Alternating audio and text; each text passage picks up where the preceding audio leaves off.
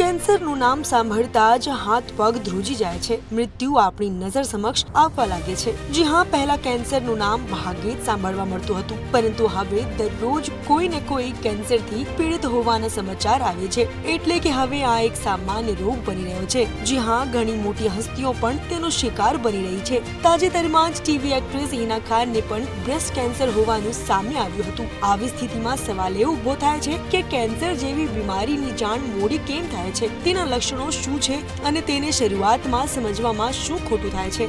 સૌથી પહેલી વસ્તુ કે સેલિબ્રિટી હોય કે સામાન્ય માણસ, દરેકની જીવનશૈલી આજકાલ બગડી ગઈ છે. ઘણા લોકો ધૂમ્રપાન કરે છે, દારૂનું સેવન કરે છે. તેમની પાસે ન તો ખાવાનો સમય હોય છે, ન તો કોઈ શારીરિક પ્રવૃત્તિનો. આ કારણે તેમની રોગ પ્રતિકારક શક્તિ નબળી પડી જાય છે. હવે આપણે એટલી વ્યસ્ત જીવનશૈલી જીવે છીએ કે આપણને ટેસ્ટ કરાવવાનો સમય પણ મળતો નથી. તેથી ગંભીર રોગોની સમયસર જાણ થતી નથી.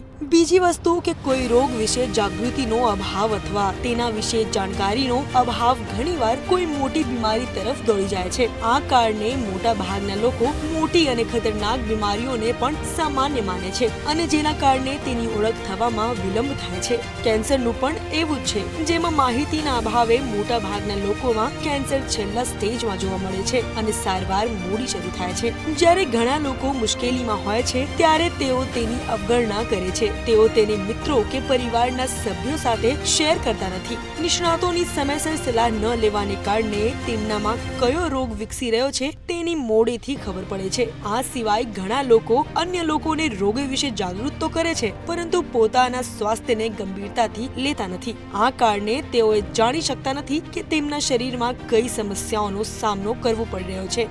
હાલ તો આ વિડીયોમાં બસ આટલું જ. બીજા બધા કોન્ટેન્ટ્સ માટે તમે જોતા રહો મંતવ્ય ન્યૂઝ.